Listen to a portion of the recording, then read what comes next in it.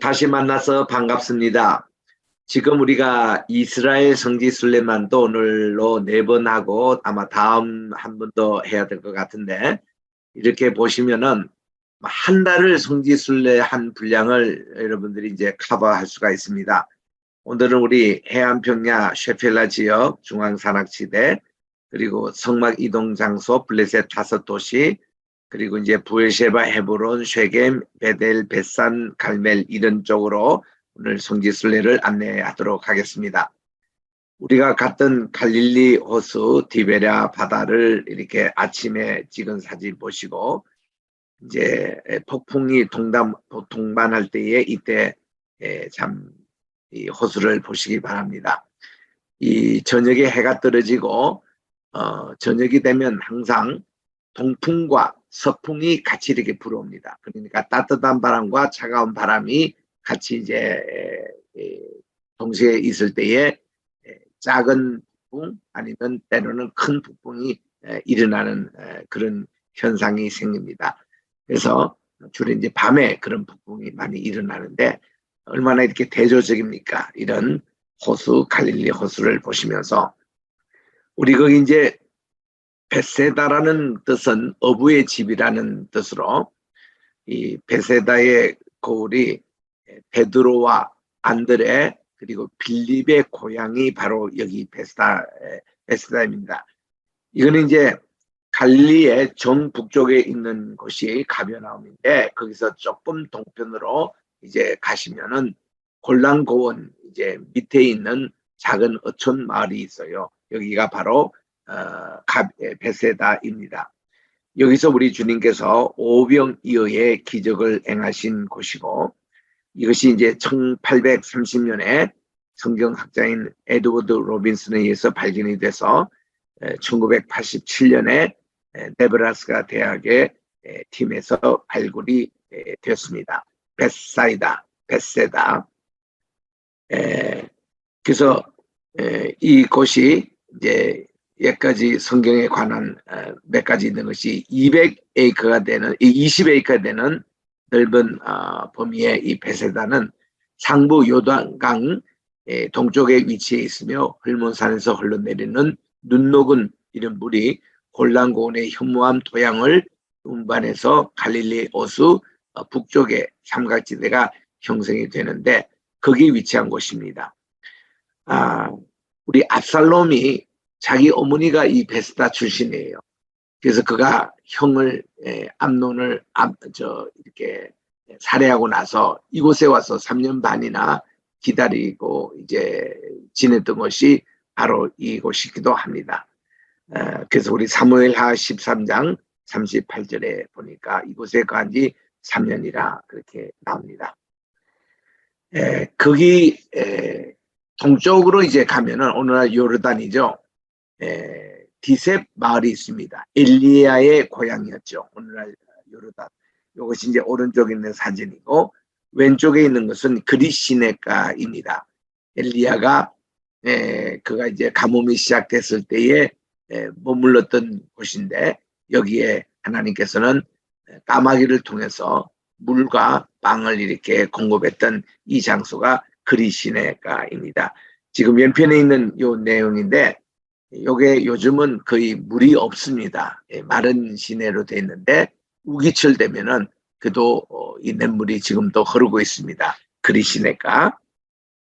그다음에 이제 다시 이 서포요로로 돌아오면은 벳산이라는 곳이 있습니다. 웨스트뱅크 지역이죠. 이 벳산은 무엇으로 유명하냐 하면은 사울과 그 세 아들이 길보산에서 전사하고서는 그들의 머리, 이렇게 사울 왕과 세 아들의 머리가 이 벳산 언덕에 달려 있었습니다. 이것을 보고 길랏 야베스 사람들이 밤중에 몰래 이 네 분의 그 시신을 이제 가져다가 장사를 잘 지내줬던 그 곳이 바로 이게 그때 시신이 걸려 있던 장소가 바로 벳산입니다. 이 벳산은 지금 참 발굴이 잘 돼서 여기에 이제 해발 113m에 있는 높지 않는 곳입니다.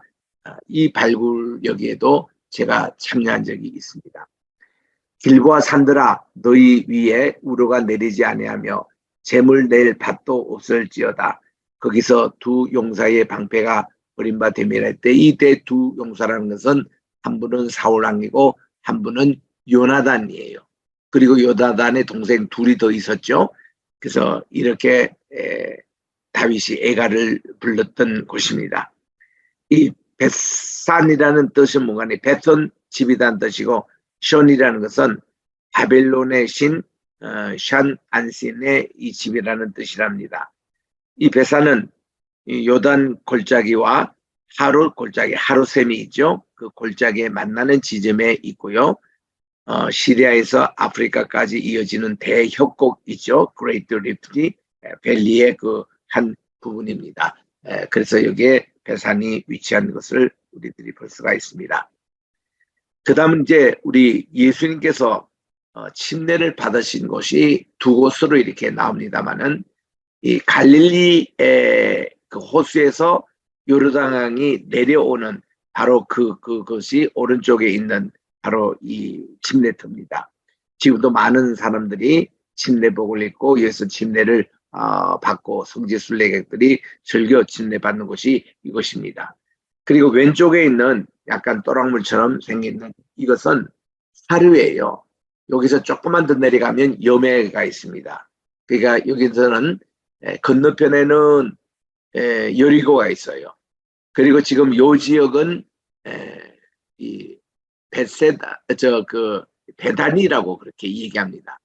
베단이라는 것을 우리가 잘 아는 예루살렘에서 걸어서 오리되는 그것을 우리가 많이 합니다만은 거기도 베단이라 그러고 이 말도 베단이라 그래요. 지금은 이곳이 요르단 땅에 속해 있습니다.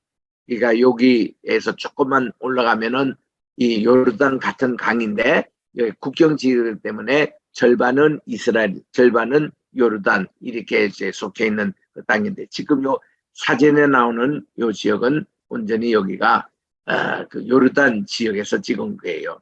여기서도 예수님이 침례를 받으셨다 이렇게 알려진 곳입니다. 그래서 두 군데 얘기를 하는 것을 다 여러분들이 볼 수가 있고요. 우리 여기에 보면은 고대 근동 지역에 이제 우리 박스에 있는 요것을 팔레스타인이라 그렇게 얘기합니다만은 학계에서는 이거를 레반트 지역이라 그렇게 얘기합니다. 레반트라는 뜻은 뭔가니 사이로 팔레스타인의 약자예요. 그러니까 시리아와 팔레스타인 이 지역을 합쳐서 예전에 이스라엘이다, 오늘날 요르단이다 이런 나라들이 다 그 당시에 오스만 터키 시대 때에 이 터키 제국이었죠. 그리고 또한 훗날에 보면은 영국 식민지가 돼가지고 몇십 년 동안 이렇게 통치를 받았던 그 당시에 고고학자들이 이 지역을 르반트 지역이라 한 것이 하얀 그 박스 안에 있는 그 내용입니다. 요거를 이렇게 눕혀놓으면은 위에는 아람, 시리아, 그다음 밑에는 수로베니게 이것은 사이로 페니키언 옛날에 페니키언 그것을 베니게라고 이렇게 표시하고 있고 그리고 중간에 이스라엘이 있고 동쪽에 암몬과 모압 그리고 에돔이 있습니다. 그리고 다시 서쪽 이 해안 지역에는 블레셋이 자리 잡고 있는 것으로 이렇게 눕혀놓은 그런 모습입니다. 한가운데에 갈릴리가 있고 여매가 있고 그 사이에 요르단 강이 있고 이 지역을 요르단 계곡지대 그리고 여기서 조금 서쪽에 있는 이렇게 그 갈색 이렇게 칠해진 요것이 중앙산악지대 800m에서 1200m 높입니다. 중앙산악지대가 지나면은 구릉지대 이 구릉지대를 셰펠라 지역이라 그러는데 요거는 해발이 300에서 800m 있는 높이 있는 셰펠라 지역 그리고 이제 블레셋의 해안평야 이 지역 이 해안평야는 크게 세 가지가 있습니다. 이 텔라비브 기점으로 남쪽에 있는 이 평야를 블레셋 평야라 그러고 텔라비브에서 저 위에 있는 하이파 그러니까 이렇게 토끼꼬리처럼 되어 있는 곳이 하이파거든요. 하이파까지 요거를 샤론 평야 그리고 하이파부터 그 위에 북쪽에 있는 것을 악고 평야라고 그럽니다. 그래서 평야는 악고 평야, 샤론 평야, 블레셋 평야 이렇게 나누어진 겁니다. 이스라엘의 지도를 다시 보면은 금방 제가 설명했던 대로 위에 토끼꼬리처럼 되어 있는 하이파가 보입니다. 저 하이파는 3대 도시예요. 이스라엘에서 제일 큰 도시가 텔아비브, 거기가 제일 많이 삽니다. 그 다음은 예루살렘, 2대 도시, 3대 도시가 하이파예요. 그리고 4대 도시는 부엘시바라고 그렇게 알려지고 있습니다. 이런 곳에 항구는 보면은 요빠 항구가 대표적이고, 그 다음에 이제 가이사라 항구가 있고, 그리고 제일 위에 있는 하이파가 최대 항구입니다. 이스라엘에서 최대 항구는 하이파로 그렇게 알려지고 있습니다. 이스라엘에서 생산되는 이제 농업 그 주산지가 성경시대입니다. 밀과 보리의 소산지고, 포도와 무화과와 석류와 감람나무, 그리고 꿀의 소산지라고 신명기 8장 8절에 나오는 요 8가지 이스라엘에서 생산되는 것이 성경시대 때 이렇게 생산됐습니다. 이것이 오늘날도 여전히 계속 진행되고, 여기에 더해서 지금 나는 것이 여리고나 헤브론에 가면은 이제 수박, 참외 이런 것이 여기보다 더합니다. 그리고 이제 그 무화과 나무는 여기도 지금 있지만은 또 대추 야자라고 데이시 있지 않습니까? 이런 것이 이제 오늘날 많이 자라고 있는 그런 내용입니다. 다시 우리 아까 눕혀놓았던 거기에 이제 도로별로 보면은 이 해안평야 쪽에 있는 이것을 해안길이라고 그렇게 얘기합니다. 그리고 중앙산악지대는 족장시대 때부터 사람들이 출입한 곳이기 때문에 족장의 길이라고 부릅니다. 그리고 맨 끝에 이 동쪽에 있는 쭉 올라가는 이것을 왕의 대로라 이렇게 합니다. 그래서 이 이스라엘 지도에 보면은 도로별로 이렇게 지역을 나누고 또 강별로 나눕니다. 조르단 강을 기점으로 동쪽에도 4개 강이 흐르고 서쪽에도 4개 강이 흐르거든요. 그래서 이 동쪽으로 이렇게 흐르는 제일 첫 번째 강이 야르묵 강이에요. 야르묵 강을 밑에서 중간에 흐르는 것이 그게 약복강입니다. 야곱이 이스라엘로 변했던 약복강이 그렇게 흐르고요. 그리고 이 밑에서 또 흐르는 강이 있습니다. 그게 이제 그 루벤 지파와 또 이 갓 지파의 그 경계선 사이에 있는 아르논 강이라는 것이 있거든요. 그리고 이제 서쪽에도 강이 이렇게 4개 흐르는 것을 우리가 볼 수가 있습니다. 그래서 이렇게 아까 말씀드린 대로 해변길, 족장의 도로, 왕의 도로가 있습니다.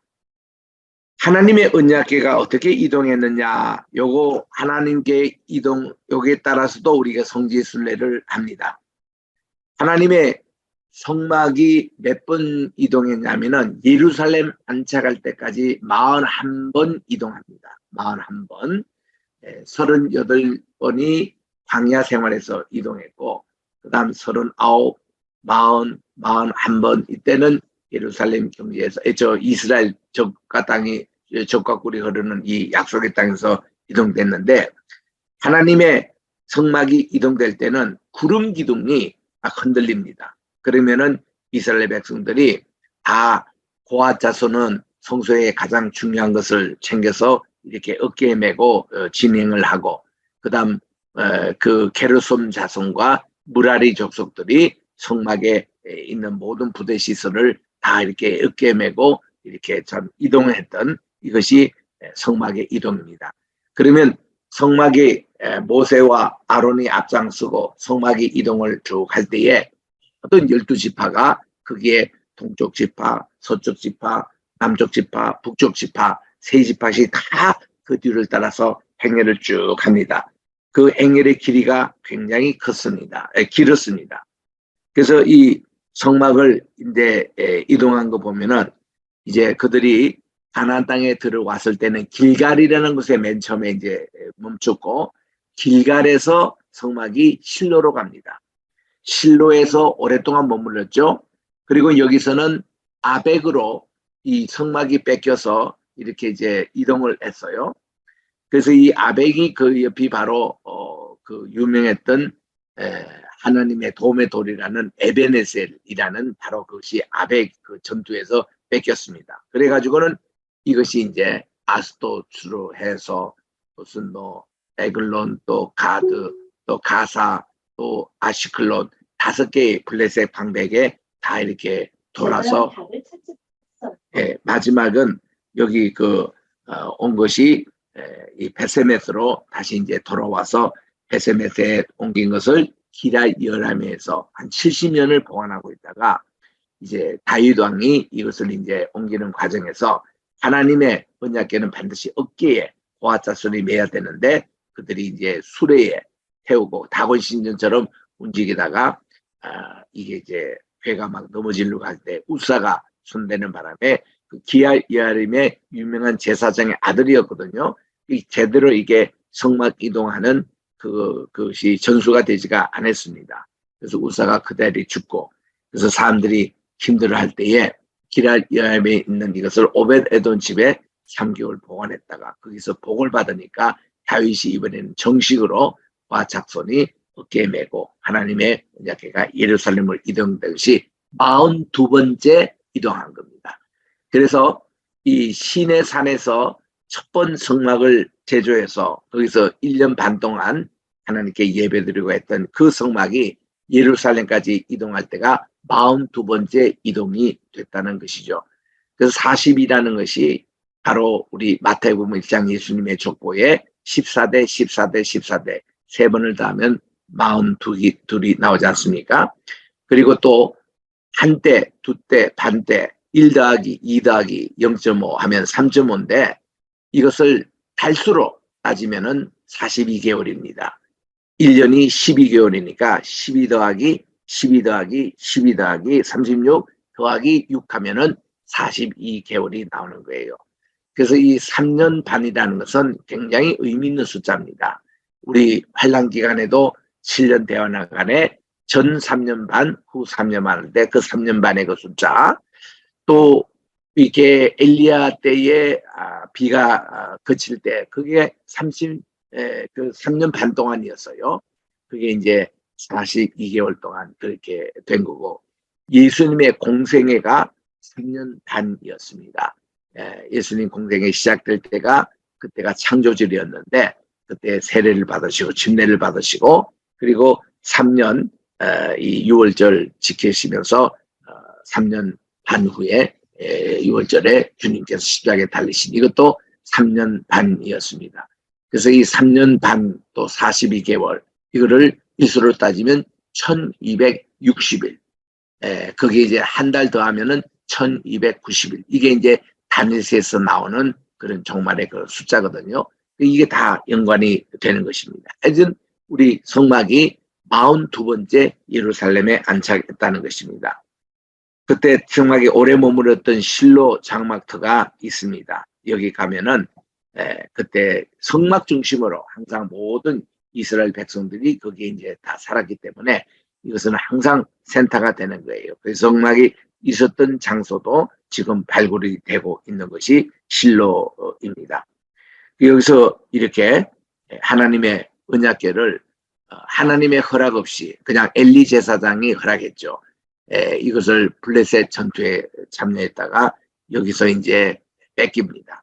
그래서 이제 아벡 전투에서 뺏겨가지고 그다음 이제 블레셋 군이 이것을 가지고 블레셋의 5 방백을 도는데 7개월 동안 있으면서 그들이 혼쭐납니다. 가는 것마다 재앙이 이렇게 막 독지가 나와가지고 그냥 사람 다 물려주는 요즘 같은 코로나 같은 그런 재앙이 아주 심하게 임했을 때 도저히 저들이 감당이 안 되니까 다시 그냥 돌려주자 이래가지고 그들이 돌려준 것이 베세메스에 하나님의 언약궤가 온 거고 베세메스 도착할 때도 사람들이 그걸 구경한다고 하다가 오만하고 70여 명이 죽었습니다. 그래가지고는 그들이 감당이 되지 않으니까 기럇 여아림에 하나님의 언약궤가 거의 방치할 수준 정도로 그냥 거기서 예배도 드리지 않고 있던 것을 이제 다윗 왕이 그것을 예루살렘으로 이제 모신 것이죠. 그런 이제 내용의 지도자가 여기에 나옵니다. 그래서 이제 여기에 지도에 보니까 예루살렘이 눈에 보이고 또 그게 이제 블레셋의 5방배, 가드, 에글론, 아스글론, 아스돗, 가사 5개 이제 방백이 나오지 않습니까? 요게 이제 다 블레셋 평양에 있는 그런 곳입니다. 먼저 첫 번째 도시가 가드입니다. 이 가드는 아신 대로 골리앗의 고향이고 골리앗이 가드 사람이고 알려져 있습니다. 현재 지명은 텔 사피트라고 그렇게 알려진 곳인데 여기에 지금 사진에 나온 그대로입니다. 이렇게 텔이라는 게 인공 언덕이라고 되어 있는데 이 지역이 사람이 살기가 좋기 때문에 그 주거층에 살다가 망했는데도 다시 또 사람들이 거기에 집을 짓고 마을을 형성하고 100년, 200년 또 살아가요. 그러다가 또 전쟁 나면 또 망하게 되고 그리고 또 그 위에 또 집을 짓고 하다가 보니까 이게 몇백 년 지나니까 이게 언덕처럼 이렇게 자꾸 올라가 있는 것을 텔이라 그렇게 얘기합니다. 그래서 골리앗의 고향인 갓이 있고 두 번째 곳은 아스돗. 이 아스돗이 지금도 가면 해변을 끼고 있는 것으로 이게 이제 언약궤를 처음 보관했던 곳이에요. 그 아스돗에 가서 그들이 이제 다곤 신전 혼났지 않습니까? 이제 세 번째 이게 곳이 아스글론이라는 곳입니다. 여기 이제 금송아지가 발굴이 됐거든요. 여기 이제 아스글론이 꽤 큰 도시입니다. 해변가에 있고요. 그래서 그게 이제 가보면은 그 해변 가까이 있는 공원에서 옆에 있는 이런 금송아지 모습이 나왔어요. 그래가지고 이게 1986년도 발굴된 건데 이때 제가 여기에 발굴에 참여를 했습니다. 이때 이제 하버드 스테이그라는 교수님의 그 팀에서 이것을 발굴했는데 그때 이제 그날 그해 그 가을 학기 때에 여기에 대해서 이 프랭크 무어 크로스 교수님 이분이 그때 무슨 주장을 하시냐면은 이스라엘 백성들이 금송아지 자체를 우상으로 섬긴 게 아니라 여기 보니까 금송아지가 그렇게 크지 않아요. 크지 않고 여기는 보이지 않는 신, 여기 이제 금송아지 위에 있다는 겁니다. 보이지 않는 신을 태운 하나의 보호자의 역할을 한 것이 금송아지다. 그런 이제 주장이 나온 적이 있습니다. 그래서 학회에서도 이것을 소개한 바가 있는데 참고로 그냥 아시기를 바랍니다. 그래서 그때 아스그론에서 이 금송아지를 이렇게 발견을 했습니다. 그리고 이제 가자 지구 할 때 이게 본래 이제 팔레스타인의 수도였는데 지금은 아니에요. 지금은 라말라는 곳에 따로 있는 가자에 지금도 가면 237만 인구가 살고 있어요. 그리고 이제 하나님께서 이스라엘 백성들을 그 고센 땅에서 출발해서 출애굽시킬 때에 중간에 가다가 블레셋 마을 이 가사 때문에 이거를 피하기 위해서 우회 길을 택한 겁니다. 그러다 보니까 그들이 위대한 광야 쪽으로 택해서 이제 이쪽으로 올라가게 됐는데 바로 이 가사 때문에 그런 거예요. 그 당시도. 그래서 이 가사에서는 우리가 아신 대로 삼손의 최후가 여기서 보내지는 겁니다. 머리는 깎이고 드릴라에게 그 비밀을 얘기를 해버렸으니까 머리는 깎여서 힘은 다 잃어버리고 그래서 그는 눈도 빼지고 그렇게 해서 한 달 이상을 가사 여기에서 물맷돌을 돌리고 있어 연자 맷돌을 돌리고 있는 그런 이제 참 처참한 인생이었는데 그때의 머리털은 다시 자라기 시작했어요. 그가 이제 조금 힘이 생기기 시작합니다. 근데 마침 그때에 이 다곤 신전 가사에 있는 다곤 신전에 그 블레셋 방백들 그러니까 블레셋의 정치적인 지도자 군인 장성들 이런 급이 3,000명이나 한꺼번에 모여 있던 그 신전에 있을 때 하나님께 마지막 기도를 했죠. 그리고 그 중심 기둥을 뽑아버립니다. 그 당시 고대 근동 지방에는 신전이고 모든 집에는 중심 기둥과 모퉁이 돌이 있잖아요. 이거를 뽑아버리면 건물 자체가 다 이렇게 무너지게 되어 있습니다. 그게 모퉁이 돌이요. 그게 이제 중심 기둥인데 이거를 삼손이 하나님께서 다시 이렇게 힘을 주셔가지고 뽑아버려가지고 이제 무너지고 그게 삼손도 그게 이제 묻혀서 죽게 됩니다. 그리고 마지막 5번째 블레셋 방백의 도시는 에글론이라 그러는데 이거를 오늘날에는 텔 미크네라고 합니다. 아까 가사, 아스돗, 아스글론, 가드, 에글론, 요수아 13장 3절에 나오는 이것을 지금 금방 다 살펴 보았습니다만은 여기 그 에글론이라는 것은 블레셋 땅과 남왕국 유다의 경계 지역에 있던 곳이고요. 예루살렘에서는 서남쪽으로 35km 떨어진 곳이고 여기 발굴은 1994년부터 96년 기간에 했습니다. 이 기간 때에 제가 항상 이스라엘 다니며 발굴 참여하고 이제 그랬던 기간인데 이때 이 마크네는 한 4만 제곱미터의 소규모 도시였다고 합니다. 거기에 이제 발굴하는 모습 또 복은 가상도 이게 이제 메타버스인데 그 모습과 거기서 발굴됐던 이 히브리어로 기록된 그런 이제 문서들 이런 것이 텔미크에서 발견된 것이고 거기 박물관에 가면 이거를 지금도 볼 수가 있습니다. 그 다음에 이제 우리 벳세메스로 갑니다. 아까도 말씀드린 대로 이 하나님의 그 이제 지성소에 있었던 언약궤가 7개월 동안 블레셋에 있다가 블레셋 사람들이 감당이 되지 않으니까 그들이 이 독쥐와 같이 생긴 금 쥐를 만들어 가지고 금 독종 쥐를 만들어 가지고 5개 선물로 넣고 그리고 자기들 다곤 신전을 옮길 때에 그 암소를 앞에 내세우고 수레에 태워서 이렇게 보내는 것이 다곤 신전을 움직일 때 모습이거든요. 그런 식으로 하나님의 언약궤를 그렇게 수레에 싣고 그리고 베세메스를 향해서 이렇게 가는데 그 사람이 얘기했어요. 이 블레셋 사람들이 이것이 소가 곧바로 베세메스로 쭉 간다면은 이 하나님의 언약궤를 이렇게 돌려줄 때 여호와 하나님의 신이 기뻐할 거다. 그렇게 그들이 판단하고 만약에 이 소가 이제 다른 방향으로 간다거나 그러면은 아니다. 이렇게 해서 그들이 한 실험적으로 이렇게 소에 태워서 수레에 보내봤습니다. 그랬더니 이 소가 바로 이렇게 베세메스까지 온 겁니다. 이스라엘 백성들이 얼마나 기뻐하겠습니까? 그래서 이 하나님의 언약궤가 다시 이스라엘 진영에 돌아온 것을 감사해서 그 금방 싣고 왔던 소를 잡아다가 하나님께 번제물로 드리고 수레로 다 부셔가지고 불로 떼가지고 하나님께 예배를 드렸던 이 베세메스입니다. 근데 여기에 이 사람들이 여호와의 궤를 듣다 보면 안 돼요. 이거 들어보면은 죽습니다. 그런데 이거를 그 동네 사람들뿐만 아니라 그때 축가객들이 막 와가지고 들여다보는 것 바람에 5만 70명이 여기에 죽는 불상사가 또 일어납니다. 그래서 하도 이거 숫자가 많으니까 현대 번역에서는 여기에 5만이라는 것을 갈로로 넣어요. 70명이 죽었다. 이렇게 이제 하는 성경책이 현대 번역이에요. 그런데 원래 이 개혁자들의 성경에는 5만 명 그대로 나옵니다. 우리 원문에도 5만 명이 그대로 나오거든요. 그래서 5만 70명. 얼마나 많은 사람이 죽었던 곳입니까? 이게 바로 벳셰메스입니다. 쉐메샤라는 뜻이 뭐예요? 히브리 말로 태양이란 말이거든요.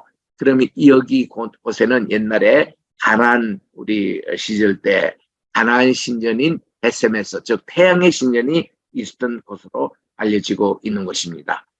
자, 그래서 우리 다윗이 이제 하나님의 언약궤를 예루살렘으로 옮길 때에 이렇게 어깨에 이제 제대로 이렇게 했는데 그 지도를 이렇게 보시면은 이 느보산에서 모세가 마지막 이제 고별 설교를 하고 이제 이스라엘 백성들이 모세는 돌아가시고 그들이 이제 요르단강을 건너가지고 일단 길갈은 여리고 맞은편에 있는 어느 곳인데 지금 또 이 길갈을 발굴 못했습니다.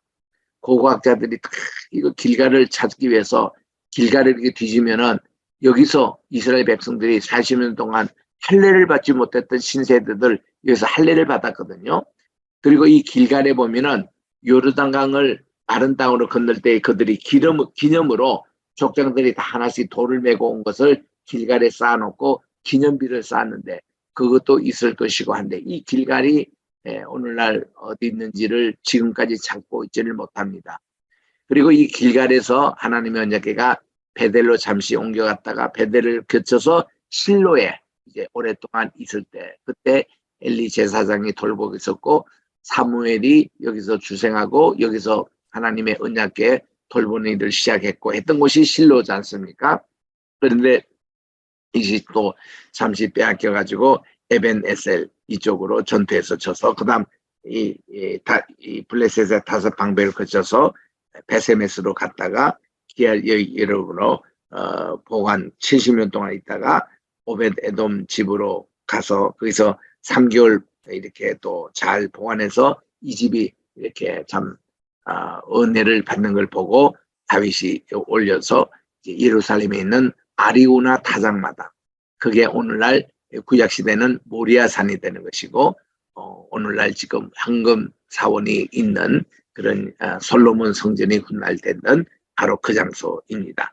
그래서 이렇게 우사가 이게 막 서로 가지고 이렇게 할 때 하나님이 굉장히 진노하셨잖아요.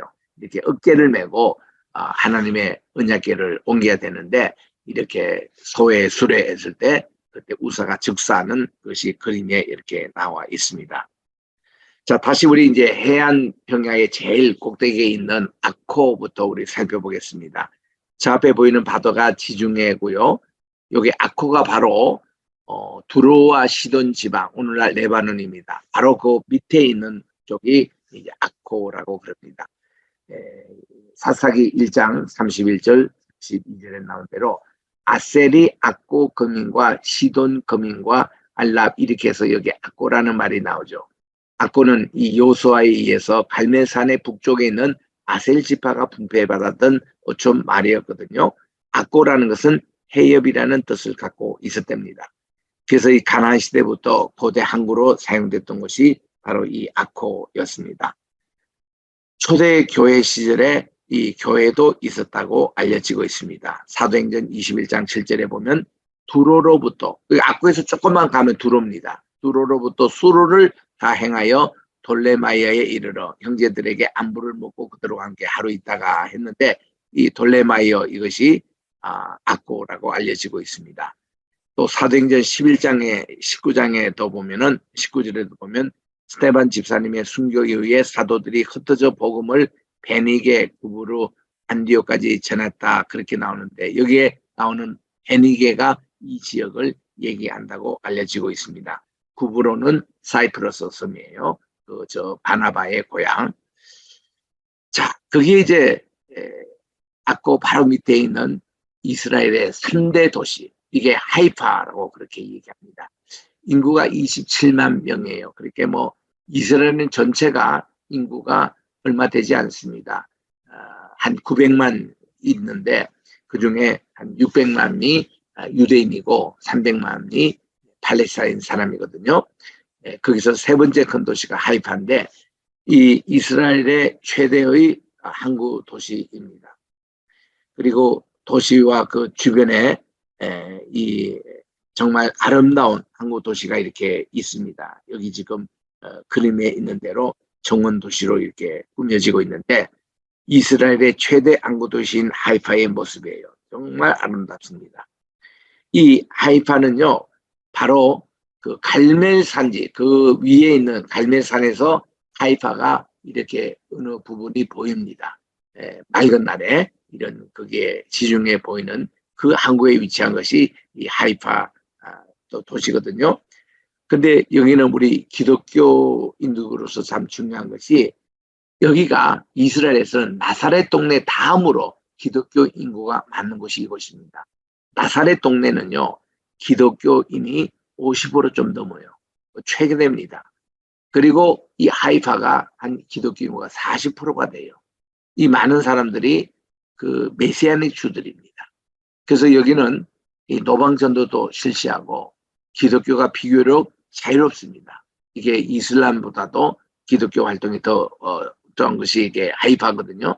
그래서 최대 항구 도시고 그래서 우리 기독교인들에게는 이 하이파가 퍽 이렇게 참 애정이 가는 곳입니다. 여기서 이제 뒤로 돌아보면서 서쪽에 있는 높은 산이 바로 갈멜산입니다. 이 갈멜산이라는 것은 하나의 산을 얘기하는 게 아니라 거기는 길이가 한 24km 되는 저 이렇게 서쪽으로 이렇게 형성되는 대부분 이게 포도밭이에요. 그래서 칼멜이라는 뜻이 포도밭이라는 뜻입니다. 우리 포도밭 갈멜산지에 있는 우리 잘 아시잖아요.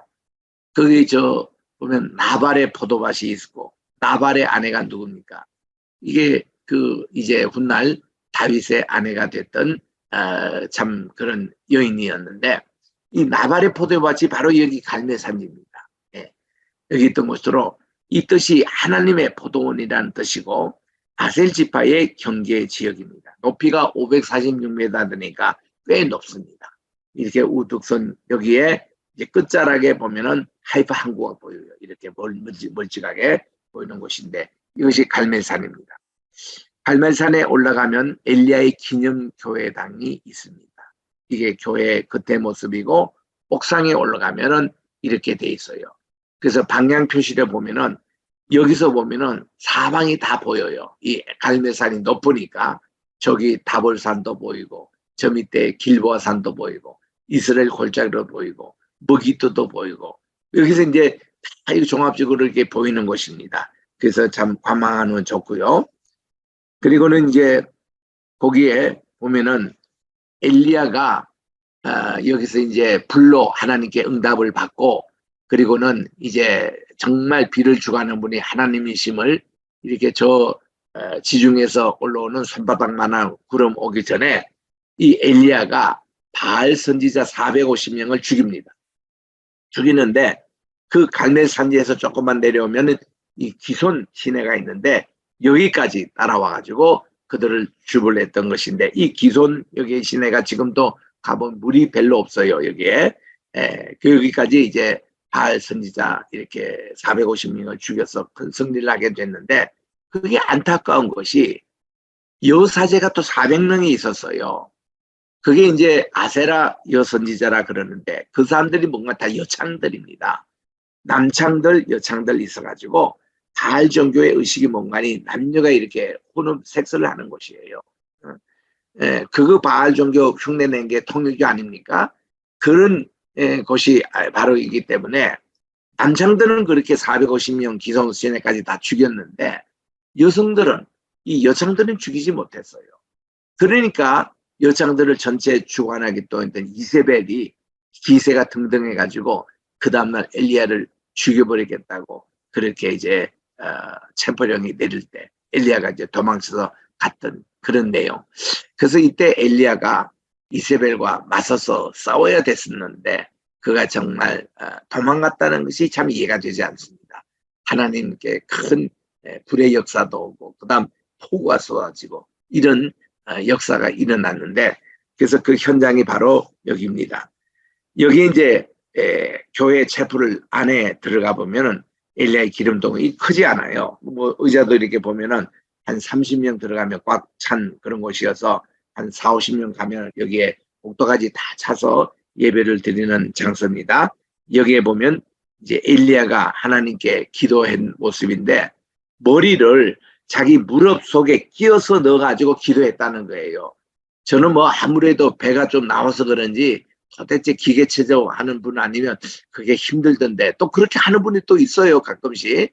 야, 그렇게 참 엘리야가 그렇게 기도했다는 것이에요. 그래서 하나님이 불로 응답했던 이곳 여기에 채플이 있습니다.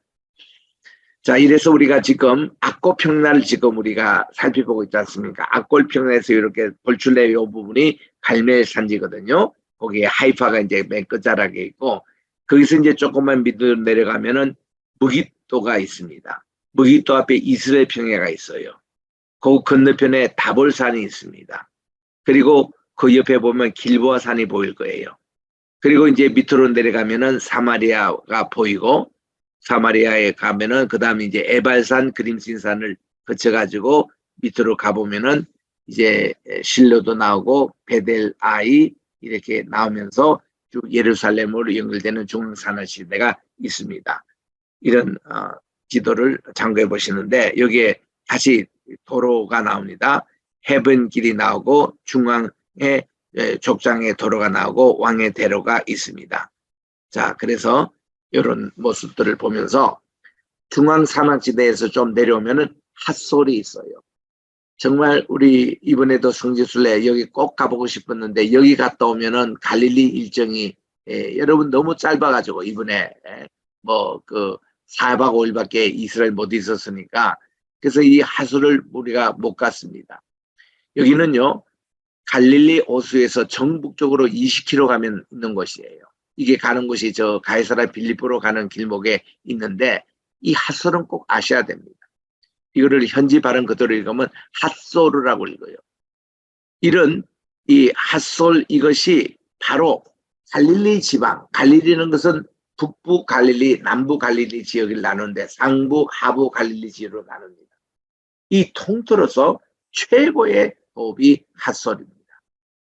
이 핫솔 하면은 우리가 드보라 때 잘 기억합니다. 드보라 때 이 핫솔의 왕이 야빈이었어요. 그리고 이 핫솔의 군대 장관이 시스라였습니다. 그때 이스라엘 편에는 드보라 사사였고 군대 장관이 바락이었습니다. 이들이 이 이스라엘이 큰 도시인 핫솔을 무찔렀습니다. 이 드보라 사사 리더십으로 대단했던 것이죠.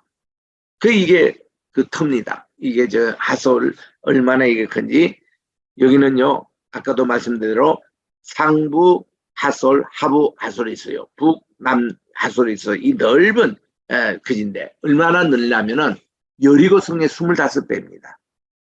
25배고 이 핫솔에 가보면은 여기에 옛날에 지하수로를 파가지고 물 문제가 해결이 됐어요. 지하수로. 그래서 여기 이제 입구에 가면은 텔 핫솔이라고 이게 이제 입구에 그 간판이 다 나옵니다. 여기가 우리 모든 이스라엘에 고고학 하시는 분들은 꼭 여기를 들립니다. 여기를 들리면 고고학 발굴의 그 모든 모습을 한눈에 다 공부할 수 있는 좋은 장소입니다. 2005년에 유네스코가 이스라엘의 유적지들 가운데서 성서 고고학 발굴 지역인 머깃도, 부에셰바, 하솔을 세계문화유산지로 선정했어요. 그래서 요즘은 이것이 유네스코가 관리를 합니다.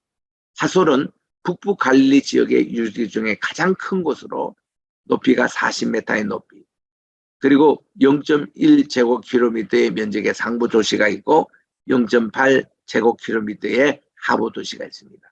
어퍼시티, 로우시티로 나눠져 있는데 참 이런 모습이에요. 하솔은 여호수아가 정복한 도시였습니다. 납달리 지파에서 분배됐습니다.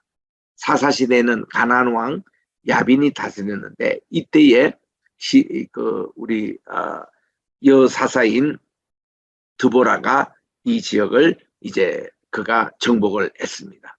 이 굉장한 내용이죠. 솔로몬 때는 이 하솔을 요새화해서 맨 처음에 우리 하솔에 가보면 솔로몬의 정문이 나와요. 정문에 나오면은 이쪽 좌우편에 세계 방식 말들을 그렇게 묶었던 그것이 나옵니다. 그게 솔로몬의 계시예요. 이것이 이제 딱 가면은 우리 솔로몬 계시 옆에 지금 소개되어 있지 않습니까? 옆에 보면 핫솔에서 the largest tell in Israel. 이스라엘에서 가장 큰 텔이라고 그렇게 나와 있습니다. 그리고 여기 가보면은요, 맨 하부에 발굴된 곳은 가나안 시대, 그러니까 아브람 시대입니다. 아브람 시대 때 그때 유적부터 여기가 쭉 하솔이 자라온 것을 고고학에서 다 밝히고 있습니다. 그래서 맨 이제 이 지붕을 세워뒀던 이곳이 옛날에 그게 왕궁터였다는 거예요. 야빈 왕의 왕궁터였습니다. 그게 나오고 지하수로가 발견됐어요.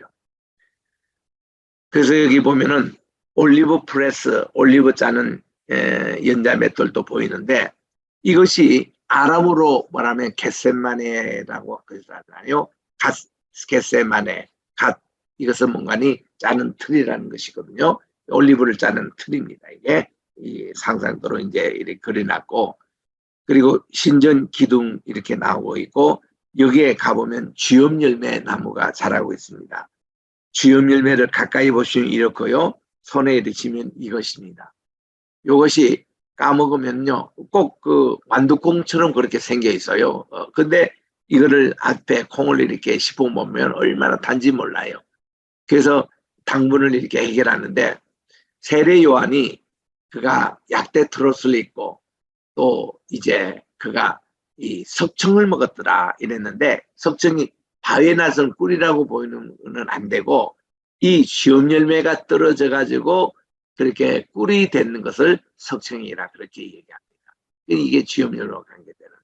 또 우리 탕자의 비유에도 보면은 돼지가 먹는 시험 열매도 주는 사람이 없었더라. 그거 할 때 그 시험 열매입니다. 아까 나무도 보셨고 이제 열매도 보시고 이제 가까이 있는 열매도 여러분 보시게 됩니다. 까먹으면 거기에 그런 아주 달콤한 열매가 나옵니다. 그리고 이제 먹이또가 바로 이제 그 근처에 있습니다. 이 먹이또는요, 텔 메기또가 원래는 하르입니다. Har. 이거는 산이라는 뜻이죠. 구름, 언덕이라는 뜻입니다. 할 메기또인데 이거를 헬라어로 아마겟돈이라고 이렇게 발음을 합니다.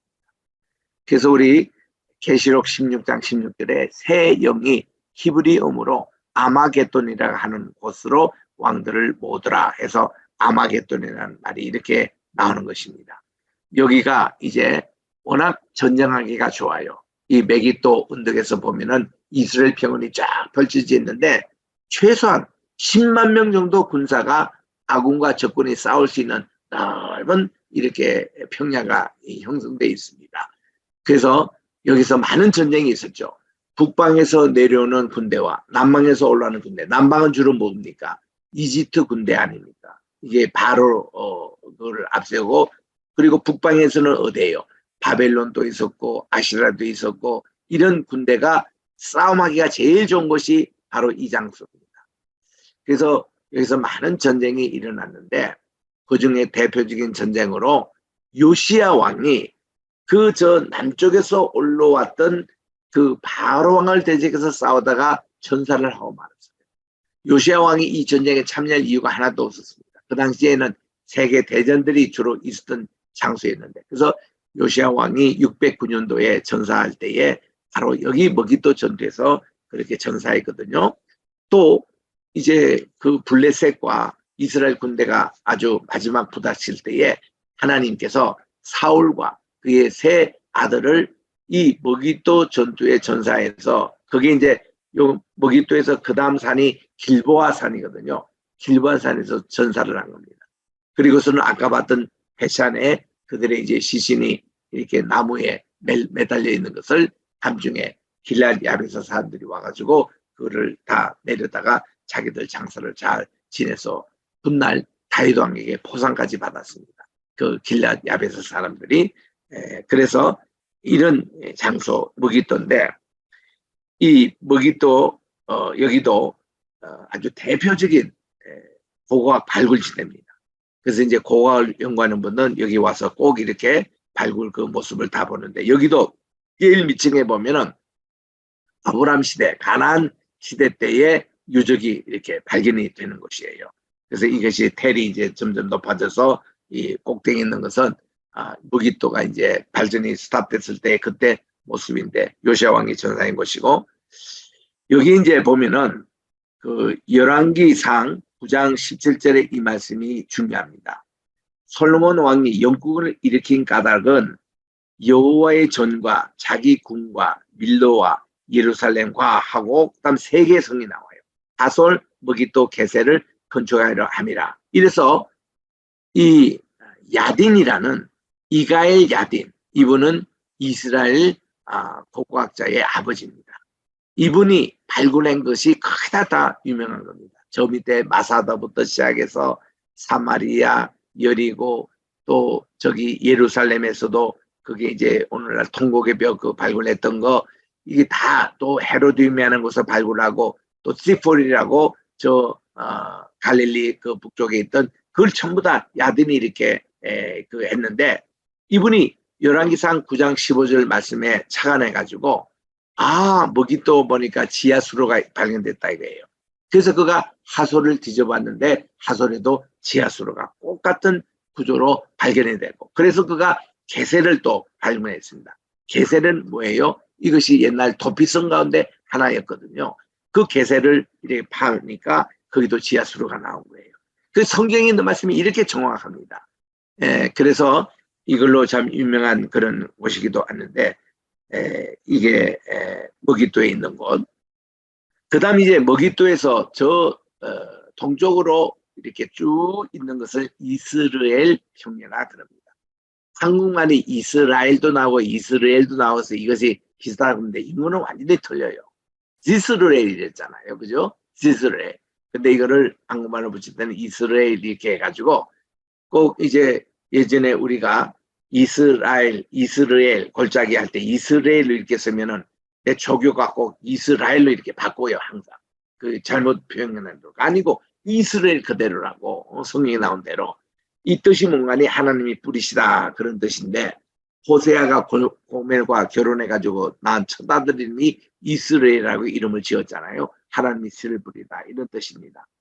그래서 이 이스라엘 골짜기에 있는 성읍인데 예루살렘에서 정북으로 990km 떨어진 곳에 있는 무기또와 해산 사이에 있는 바로 이것이 이스라엘 골짜기인데 수많은 전쟁이 이곳에서 일어났습니다. 그래서 이것을 지금 이렇게 육안으로 보더라도 이렇게 넓습니다. 아주 넓은 평야인데 우리 요거를 우리 보스에서 저 갈리에서 내려올 때 여기 지나갔어요. 지나갔는데 그때 우리가 나사렛에서 좀 내려와서 가나에서 점심을 먹고 내려와가지고 다 존다고 이거를 잘 못 보셨어요. 저 앞에 보이는 것이 다볼산이거든요. 그래서 이게 이스라엘 이게 평야를 우리가 여기는 지났습니다. 길보아산에서 내려온 이스라엘 골짜기의 모습입니다. 길보아산에서 사울과 그 세 아들이 전사했던 곳. 그리고 거기서 밑으로 보면 모래산이 보이는데 모래산 그 근처에 가보면 하루샘이 나옵니다. 기도원의 300 역사가 여기서 물을 먹고 300명이 추려졌잖아요. 하루샘이 바로 여기에 있습니다. 그래서 이게 하루샘인데 이스라엘 골짜기 하루샘. 지도에도 보면 머깃도 나오고 모래산이 저 밑에 보이고 그 밑에 하루샘과 또 길보아산이 이렇게 보입니다. 우리 지도에도 이게 이제 하루샘인데 잠깐 이게 그림으로 보더라도 이게 이제 기드온이 하나님의 사사로 부름을 받고 이제 그들이 전투를 이제 소집할 때에 그때 이제 미디안 사람들을 쫓아내기 위해서 했더니 32,000명이 모였습니다. 그래서 하나님이 너무 많다. 전쟁하기 싫거나 집으로 가고 싶은 사람 돌려보내라 했더니 그래도 10,000명이 남았습니다. 10,000명도 하나님께서 많다. 그래가지고 이들로 물을 마시겠습니다. 물을 마시겠는데 이렇게 물을 떠가지고 입에 이렇게 넣는 분이 있고 이렇게 엎드려가지고 먹는 분이 있는데 물을 손에 따다가 먹는 이 사람들을 추려내니까 300명이 된 거예요. 그래서 300명 용사가 이제 미대한 군대를 이제 지도록 하는데 야밤중에 세 부대로 딱 포위를 하고 그리고는 신호를 딱 울릴 때에 항아리 안에 횃불을 다 감추고 있다가 횃불을 깨면서 하나님을 위하여 기도를 위하여 소리 지르고 나팔을 울려대고 그러니까 잠자고 있던 미대한 사람들이 혼비백산이 돼가지고 밤중에 일어나서 적들이 쳐들어 왔나보고 자기들끼리 다 죽이고 이래서 아침에 보니까 전멸이 돼 있는 이런 모습. 이게 기도원의 300 용사가 아니겠습니까? 관련되는 하루샘을 우리가 봅니다. 다볼산을 가봅니다. 그게 이제 이스라엘에서 제일 이렇게 그래도 높은 산인데 높이가 한 588m가 됩니다. 거기 이제 올라가 보면 여기는 역시 웨스트뱅크이기 때문에 유대인들 차량이 가면 안 돼요. 위험합니다. 돌 맞습니다. 아랍인 택시를 기용해서 우리가 7인승 택시로 이렇게 올라갔는데 올라가면 예수님의 변모 산상 기념교회가 있습니다. 이 안에 가보면은 그 안에 예수님께서 변모하시고 옆에 모세와 엘리야가 나타나서 이렇게 말씀을 나누고 있는 곳이지 않습니까? 이런 교회당을 바실리카 오브 트랜스피규레이션이라고 그럽니다. 여기에 대한 다볼산의 얘기는 이 드보라가 바락 군대 장관에게 이르러서 여기 가서 전투를 해서 이 시스라 군대를 무찌르는 곳이 이 다볼산이라고 이렇게 나옵니다. 사사기 4장에 바로 이 장소입니다.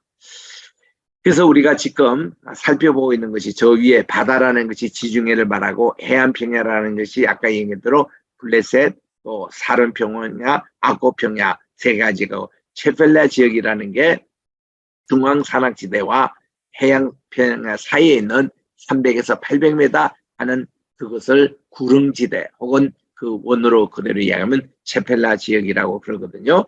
이것을 지금 우리가 따라서 가고 있습니다.